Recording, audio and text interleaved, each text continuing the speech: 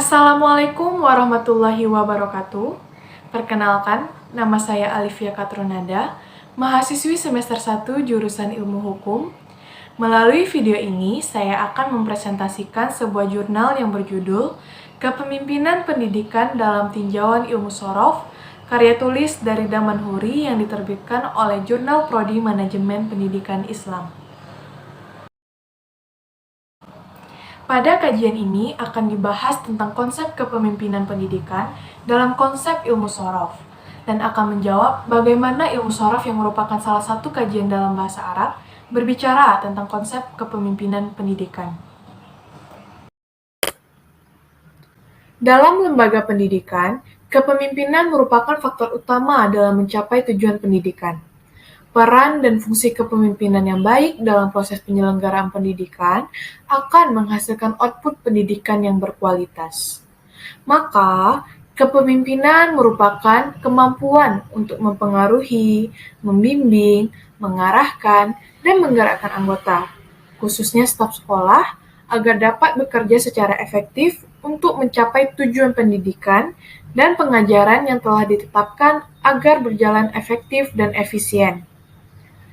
Kemudian yang kedua itu ada pemimpin lembaga pendidikan, merupakan tenaga kependidikan yang menggerakkan dan mengambil tugas pengarahan dan pembinaan terhadap orang yang dipimpinnya.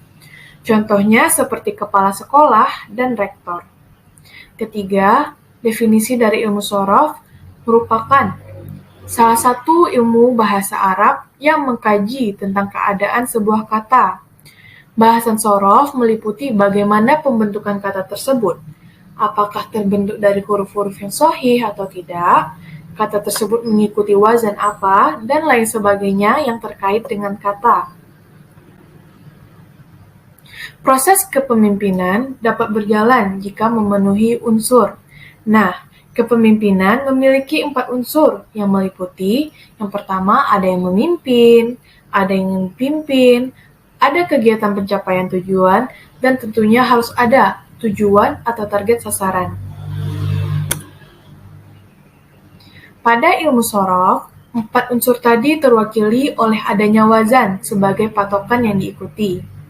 Dalam hal ini, pemimpin diumpamakan seperti wazan. Kemudian yang kedua ada mauzun, yaitu kata yang mengikuti pola wazan yang diibaratkan sebagai anggota yang dipimpin. Selanjutnya, ada sigot, yaitu perubahan kata. Dan kemudian, ada proses tasrif, yaitu perubahan bentuk kata.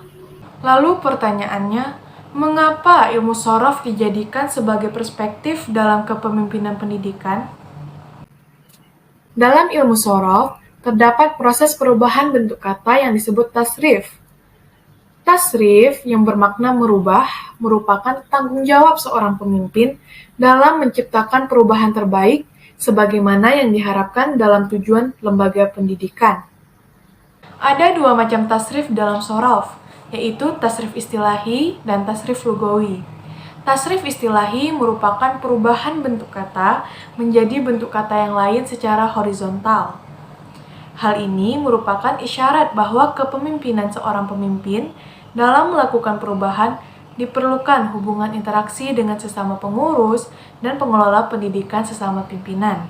Sedangkan tasrif lugawi merupakan perubahan sebuah kata dari atas ke bawah atau sebaliknya yang mengisyaratkan bahwa perubahan ke arah tujuan yang diinginkan sebuah lembaga pendidikan perlu digerakkan dari level atas sampai kepada tingkat bawah. Kemudian yang kedua, dalam ilmu shorof terdapat proses i'lal. I'lal merupakan proses penyesuaian bentuk kata yang tersusun dari huruf ilat mengikuti patokan standar sebuah kata yang disebut mizan sorfi atau dikenal dengan istilah wazan. Kemudian yang ketiga yaitu huruf hijaiyah. Setiap kata dalam bahasa Arab terbentuk dari huruf-huruf sahih dan huruf ilat. Sahih artinya baik, sedangkan ilat artinya tidak baik atau memiliki cacat. Sebagaimana dijelaskan bahwa semua kata harus mengikuti wazan, maka untuk memposisikan kata yang mengandung huruf ilat ini pada wazan membutuhkan proses i'lal.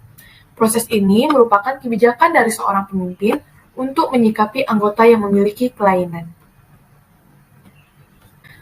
Syarat kepemimpinan ilmu shorof ada 3. Yang pertama yaitu berkepribadian semangat, benar, dan pemberani.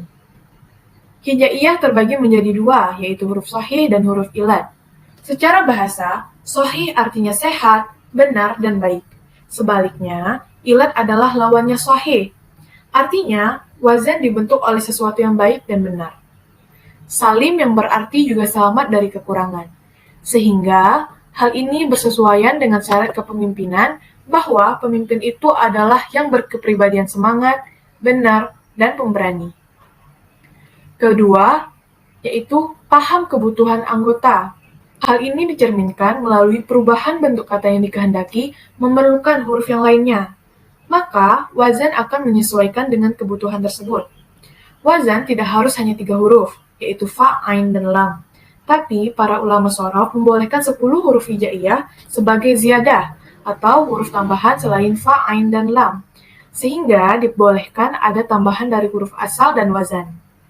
Sebagaimana dijelaskan bahwa semua kata harus mengikuti wazan, maka untuk memposisikan kata yang mengandung huruf ilad ini pada wazan membutuhkan proses ihlal. Proses ini merupakan kebijakan dari seorang pemimpin untuk menyikapi anggota yang memiliki kelainan. Dalam hal ini, seorang pemimpin paham dan menguasai kebutuhan anggotanya sehingga bisa memberikan contoh wazan yang sesuai. Karena wazan berlaku umum dan sangat luas mencakup kata kerja dan bukan kata kerja. Maka, jenis dan bentuk wazan ini tidak hanya untuk kata yang berjumlah 3 huruf, tapi juga berjumlah 4 huruf, 5 huruf, dan 6 huruf, dengan ketentuan yang telah ditetapkan oleh ahli shorof. Yang ketiga, interaksi sosial. Tercerminkan dari wazan yang berprinsip kapasitas integratif karena diikuti mauzun. Adaptabilitas dan fleksibilitas terlihat dari banyaknya perubahan wazan dari satu bentuk kepedulian ke bentuk yang lainnya. Hubungan wazan dengan mauzun adalah hubungan mengenai ketentuan yang telah ditetapkan. Beberapa prinsip kepemimpinan yang menonjol dalam interaksi wazan mauzun dalam ilmu shorof yaitu prinsip kapasitas integratif dan prinsip adaptabilitas dan fleksibilitas. Setidaknya, wazan berpegang pada prinsip kapasitas integratif, karena wazan itu diikuti mauzun berdasar pada ketentuan yang harus diikuti.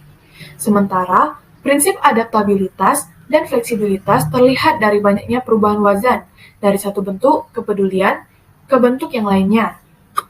Adapun prinsip yang berhubungan dengan tugas pemimpin sebagai interaksi sosial seperti prinsip partisipatif, kooperatif, dan delegasi yang baik. Prinsip kepemimpinan dalam ilmu shorof ada 5. Yang pertama yaitu prinsip konstruktif, di mana pemimpin bisa membina dan membimbing anggotanya ke arah yang menguntungkan. Dalam ilmu shorof terdapat ketentuan khusus yang berkaitan dengan kata yang huruf asalnya dibentuk oleh huruf ilad. Misalnya dalam kaedah apabila terdapat huruf waw dan ya berharokat fathah, maka huruf tersebut diganti dengan huruf alif. Pada contoh di atas, ada kata soana, asalnya adalah sowana, wazannya yaitu fa'ala. Prinsip konstruktif pada wazan tidak mengharuskan sama, walaupun ketentuan mauzun harus mengikuti wazan. Aplikasi prinsip ini dalam kepemimpinan memberikan gambaran bahwa untuk anggota yang memiliki kekurangan atau aib, maka pemimpin membimbing anggotanya untuk menutupi kekurangan tersebut dan memberikan kemudahan dan bimbingan, sehingga bisa berdiri sama tinggi dengan anggota yang lainnya. Kemudian yang kedua ada prinsip rasionalitas dan objektivitas, merupakan cara berpikir dan menetapkan keputusan yang rasional dan objektif. Fokus kepemimpinan dalam prinsip ini adalah cara berpikir yang rasional dan objektif oleh seorang pemimpin. Aplikasinya dalam ilmu shorof adalah peralihan harokat huruf ilad kepada huruf shahih sebelumnya yang tidak berharokat. Misalnya, kata yakuru wazannya adalah yaf'alu.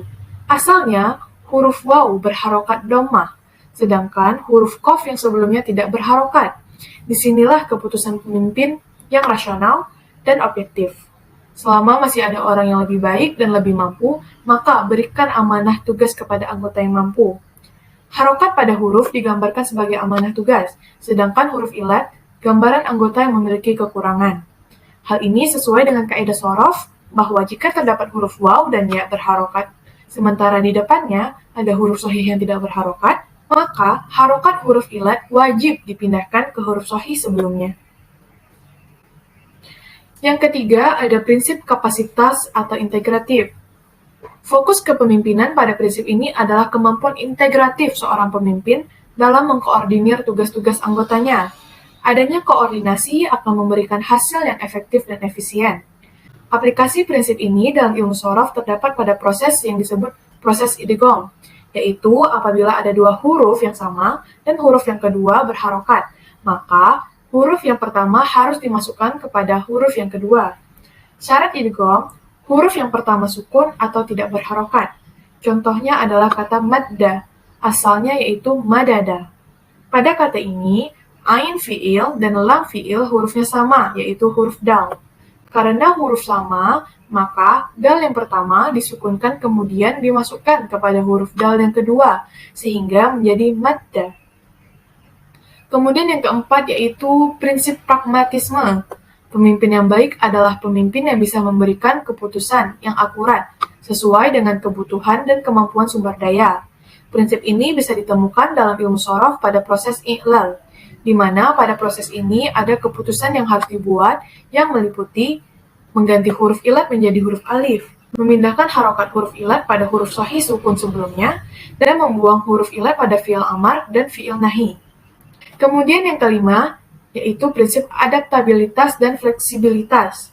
Prinsip ini dibutuhkan oleh seorang pemimpin dalam menghadapi setiap perubahan, sehingga dalam menyikapi perubahan itu, seorang pemimpin tidak bersikap kaku. Aplikasi prinsip ini bisa ditemukan dalam ilmu shorof pada proses tasrif. Baik tasrif itu secara mendatar, yang dikenal dengan istilah tasrif istilahi, ataupun tasrif secara menurun, dari atas ke bawah atau sebaliknya, dari bawah ke atas yang dikenal dengan tasrif lugawi. Kemudian, tugas pemimpin dalam ilmu shorof. Sudah dijelaskan pada bagian sebelumnya bahwa seorang pemimpin menjadi wazan pada anggotanya. Ada dua jenis wazan sebuah kata, yaitu qiyasi dan simai.